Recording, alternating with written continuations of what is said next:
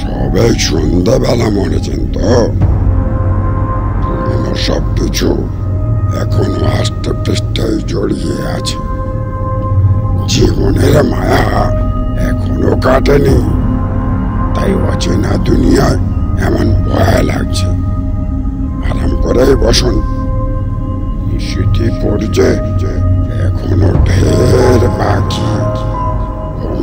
পৌঁছতে সব ঠিক হয়ে যাবে। কি বলেন?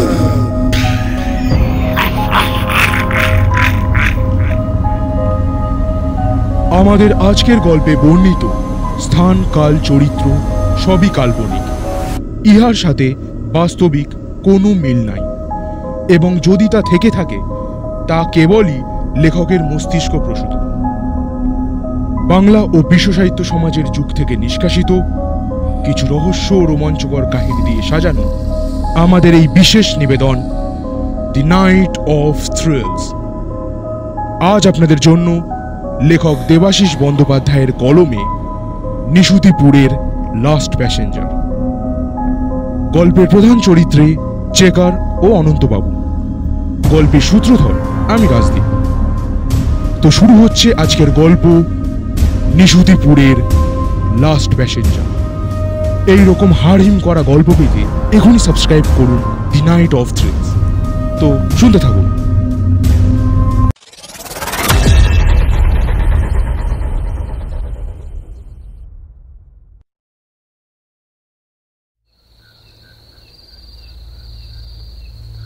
রাতের অন্ধকার যেখানে ঘন জমাট বেঁধে আছে, স্টেশনের সেই ঝুপসি বেঁটে বটগাছটার ছায়ায় গিয়ে দাঁড়ালেন অনন্তবাবু। দূরে ল্যাম্পপোস্টের মৃদু আলোয় খেলা করছে হেমন্তর কুয়াশা। এই অন্ধকার থেকে ভারী সুন্দর দেখতে লাগছে, যেন হারিয়ে যাওয়ার ধোঁয়ার দরজা। শীতের আমেজ একটু বেশিই যেন টের পাচ্ছেন সন্ধ্যে থেকে। অনন্তবাবু গাছের নিচে বাঁধানো চেয়ারে বসে পড়লেন। এই প্ল্যাটফর্মেই তো লাস্ট প্যাসেঞ্জার ট্রেনটা আসবে। আজ আবার একটা হারিয়ে যাওয়ার দিন। লাস্ট প্যাসেঞ্জার ট্রেনের সময় রাত 11:40। একথা অনেক কষ্টে মনে রেখেছেন অনন্তবাবু। বরাবরই তার বড্ড ভুলো মন। ফলে চশমা, ছাতা, প্রেসারের ওষুধ কোথায় যে কি হারান খুঁজে হয়রানি হতে হয়। তবু আজকের এই সফরটা কিভাবে যেন তার কাছে স্পষ্ট বলে মনে হচ্ছে। সব ঠিকঠাক তো? কে জানে বাবা। অনন্তবাবু নিজের ওপর ভরসা পান না। অন্য কোনো ট্রেন ধরতে চলে আসেননি তো আবার? স্কুল জীবনে ইতিহাস পরীক্ষার দিন ভূগোল পড়ে চলে গিয়েছিলেন, কিংবা বিজ্ঞানের দিন অঙ্ক কষে। এমনও হয়েছে কয়েকবার স্টেশনে আর কোনো যাত্রী নেই যে তাকে ডেকে জিজ্ঞাসা করবেন। অনন্তবাবু একবার পিছনে ফিরে ভাবলেন, ট্রেনের কাউন্টার কি খোলা আছে? হ্যাঁ, সেখানে তো লোক থাকারই কথা। টিকিট কাটার রোজকার ঝামেলা তিনি জমিয়ে রাখেন না। হারিয়ে যাওয়ার মান্থলি টিকিট তার কাটাই থাকে। আসলে এত ভুল হয় সব কাজে, তাই নিজের শখের জায়গাটা যথাসম্ভব গুছিয়ে রাখতে চান তিনি। অনন্তবাবু চেয়ার ছেড়ে উঠে দাঁড়ালেন কারোর দেখা পাওয়ার আশায়। ঠিক তখনই গম গম করে ট্রেন আসার বার্তা নির্জন স্টেশনটার সব নীরবতা ভেঙে দিল। লাস্ট প্যাসেঞ্জার ট্রেনটা আসছে। ওই তো ধেয়ে আসছে একটা আলো আর কুয়াশা। অনন্তবাবু ব্যস্ত হয়ে পড়লেন।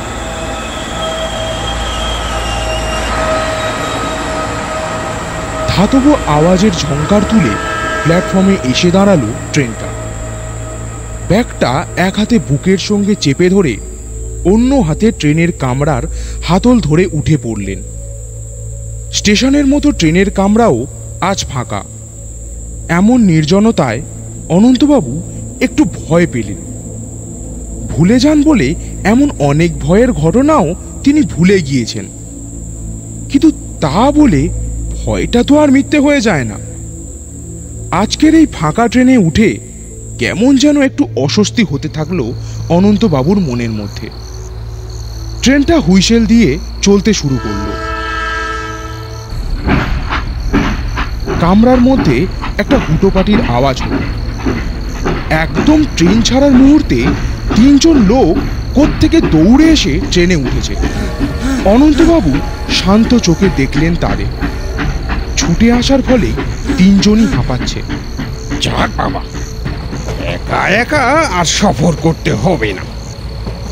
অনন্তবাবু ভালো করে পর্যবেক্ষণ করলেন সামনের তিনজনকে। তিনজনেই বড্ড রুগ্ন, কঙ্কালসার চেহারা, যেন মানুষের নয়, সত্যিকারের কঙ্কাল। ট্রেনের সিট দখল করে লোকগুলো নিজেদের মধ্যে একটু নড়ে চড়ে বসল। এরপর অনন্তবাবুর দিকে ভারী অদ্ভুত দৃষ্টিতে চেয়ে রইল। অনন্তবাবুর অস্বস্তিটা বেড়ে গেল তাতে। তার দিকে এমন করে তাকানোর কি আছে? তিনি অস্বস্তি কাটাতে খোলা জানালা দিয়ে বাইরের দিকে চাইলেন। বাইরেটা যেন ঘষা কাঁচের মতো হয়ে আছে, বড় বেশি অস্বচ্ছ। কিছু দেখার উপায় নেই। হয়তো হারিয়ে যাওয়ার আনন্দ পূর্ণ করতে এমন আজগুবি রাতও কখনো কখনো ঘনিয়ে আসে। লোক তিনটে নিজেদের গুছিয়ে নিয়ে এবার একটু আলাপ জমাতে এলো, যেন এক প্রকার বাধ্য হয়েই। বাইরেটা দেখে তারাও বোধ হয় কোনো ধন্দে পড়ে গিয়েছে। একজন ফ্যাঁসে গলায় জিজ্ঞাসা করলো, বলছি কি দাদা, এটা লাস্ট প্যাসেঞ্জার তো? লোকগুলোর গতিবিধি দেখে অনন্তবাবুর একটু ভয় ভয় লাগছিল। প্রশ্নটা এড়িয়ে যেতে বললেন, জানি না, ট্রেনটা এই সময় আসে বলেই তো রোজ শুনেছি। লোকগুলো অনন্তবাবুর জবাবে কিছু বুঝতে না পেরেই জিজ্ঞাসা করল, তা মশাই আপনি কোথায় চললেন? অনন্তবাবুর এই রকম প্রশ্নের উত্তর দিতে খুবই বিরক্ত লাগে। ঘুরে বেড়ানোই তার নেশা, তার আনন্দ। সেই কিশোরবেলা থেকেই স্টেশনে এসে কোনো রকম গন্তব্য ছাড়াই যে কোনো ট্রেনে উঠে পড়তেন, তারপর কোনো অজানা জায়গায় নেমে পড়তেন। সেখানকার অচেনা মানুষ, অচেনা পরিবেশের মধ্যে খুঁজে নিতেন হারিয়ে যাওয়ার আনন্দ। আজ এমন সুন্দর হারিয়ে যাওয়ার উপযুক্ত রাত। সেই রাতে কোথায় চলেছেন এ উত্তর দিতে তিনি রাজি নন। অনন্তবাবু একটু বিরক্তির স্বরেই পাল্টা প্রশ্ন করলেন, কেন? আপনারা কোথায় যাবেন? আজ্ঞে বাবু, এ আমরা চোর, এই ট্রেনই ধরি, কয়লা খাদানে যাব। কয়লা চুরির কাজ থাকে না, ঘড়ির টাইম ঠিক বুঝতে পারি না, রোজই যাই, অভ্যেস। তবু আজকে কেমন যেন সব কিছু অন্যরকম লাগছে। অনন্তবাবু চারদিকে ঘাড় ঘুরিয়ে দেখলেন গোটা কম্পার্টমেন্টটা। না, ঠিকই তো আছে সব কিছু। তিনি আগেও করেছেন এমন রাত সফর, তবে নিজেকে চোর বলে দাবি করা সহযাত্রী পাননি আগে কখনো। অনন্তবাবুর মনে নানা রকম উটকো ভাবনা চিন্তা ঘোরাফেরা করতে লাগলো। প্রথমে ভাবলেন তিনজন লোক মিলে মেরে ধরে তার জিনিসপত্র কেড়ে নেওয়ার আশঙ্কা কতটা। তারপর মনে হলো তার মতো ভবঘুরে মানুষের চুরি যাওয়ার মতো আছেটাই বা কি। নিজেকে অন্যভাবে ব্যস্ত দেখাতে গিয়ে শোয়ার ভঙ্গি করে বসলেন। আর চোখে দেখলেন একবার সেই লোকগুলোকে। একসময় কত অচেনা মানুষের সঙ্গে মজার সময় কেটেছে তার, তাহলে আজ এমন অস্বস্তি লাগছে কেন? লোকগুলো কি অন্য কিছু? অনন্তবাবু ভুলে যাওয়ার গল্প মনে করার চেষ্টা করলেন।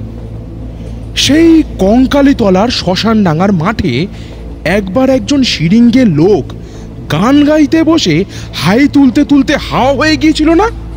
হ্যাঁ, মনে পড়েছে। গায়ে কম্প দিয়ে জ্বর এসেছিল সেবার।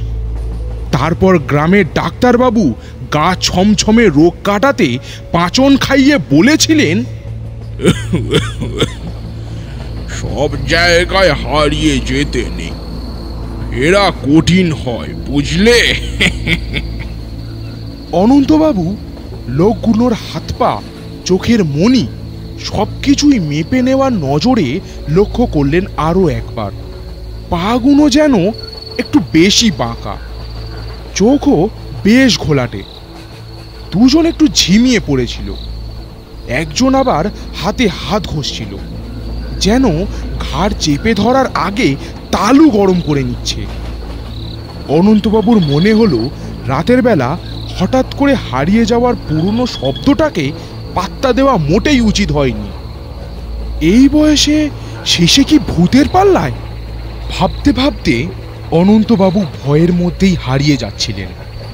এমন সময় ভারী বুটের আওয়াজ তুলে এক গম্ভীর টিকিট চেকার ঢুকল। অনন্তবাবু মনে বল পেয়ে সোজা হয়ে বসলেন। প্যান্টের পকেট হাতড়ে টিকিটটার নাগাল পেতে চেষ্টা করতে করতে টিকিট চেকারের হাবভাব দেখে আবার ভয় পেয়ে গেলেন।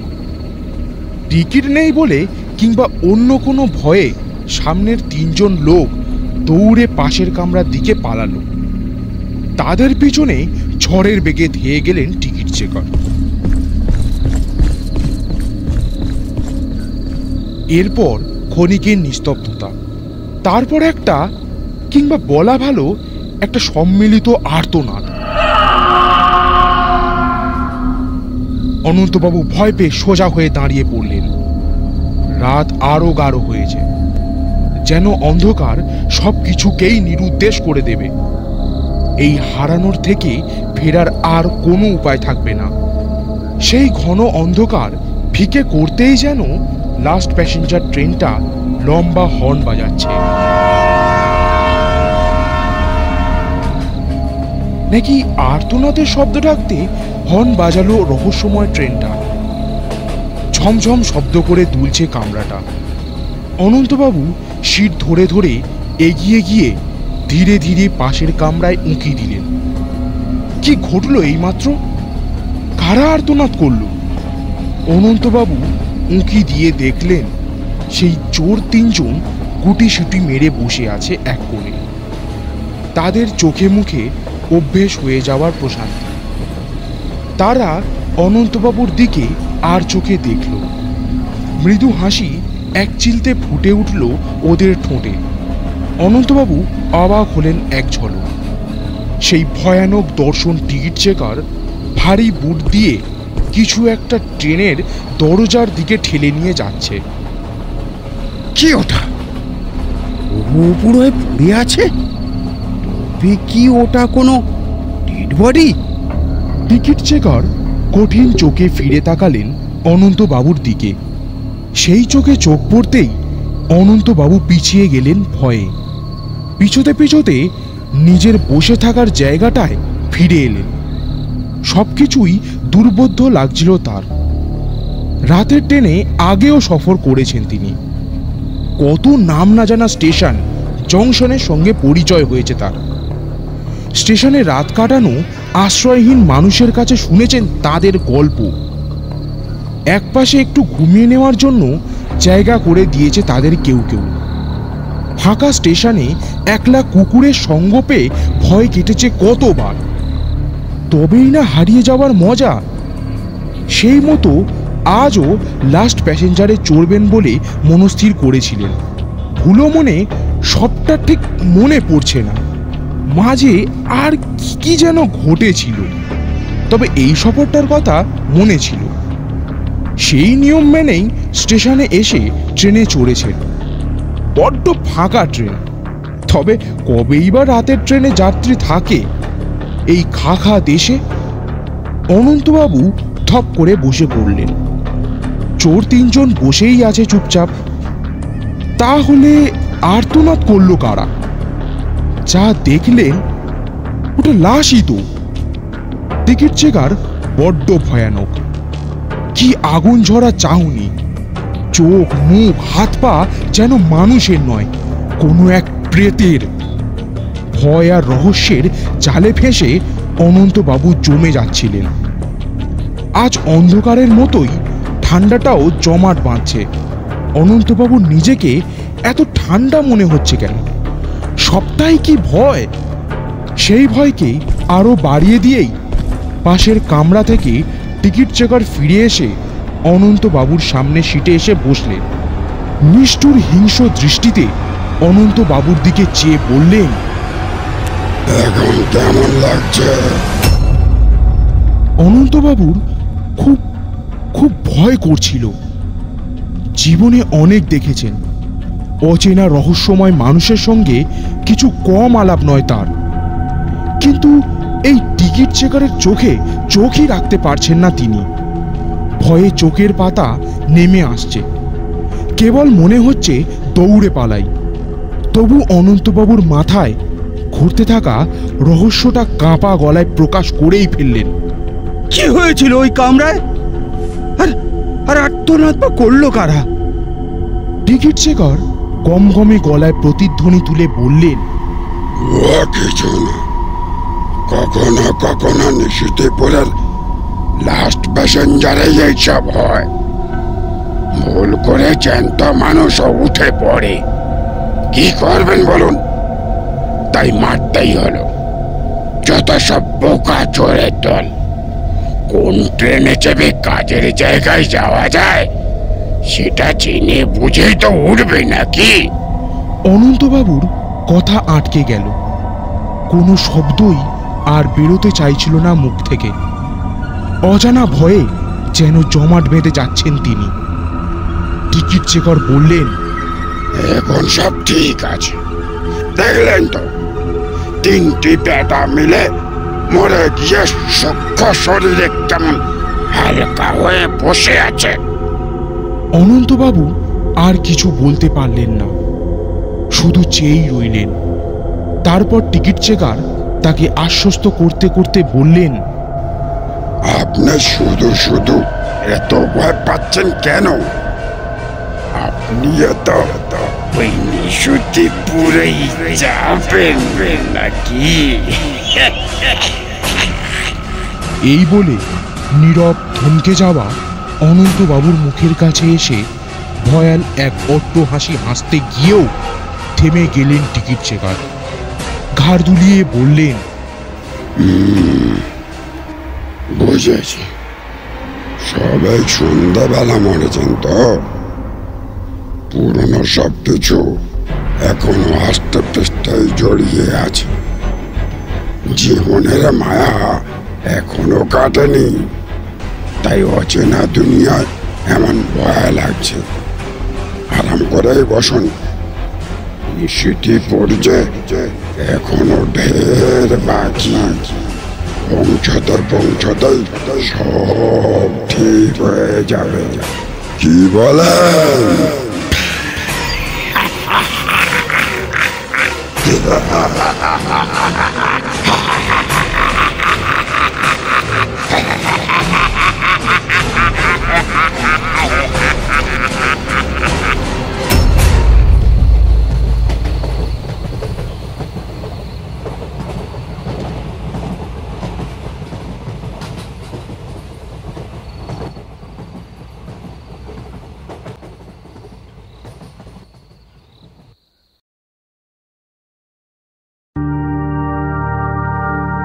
শুনছিলেন দেবাশিস বন্দ্যোপাধ্যায়ের লেখা নিশুতিপুরের লাস্ট প্যাসেঞ্জার। গল্প পাঠে আমাদের বিশেষভাবে সহযোগিতা করেছেন অনন্তবাবু ও চেকারের চরিত্রে রাজু আঙ্কেল, গল্প পাঠে রাজদীপ, ডাক্তারবাবুর চরিত্রে সুপ্রভাত, জনৈক ব্যক্তির চরিত্রে অয়ন ও আমি স্বর্ণদীপ। আমরা আবারও ফিরে আসব আগামী সপ্তাহে কোনো এক রহস্য রোমাঞ্চ ভরা গল্প নিয়ে। সবাই ভালো থাকবেন, সুস্থ থাকবেন। শুভরাত্রি।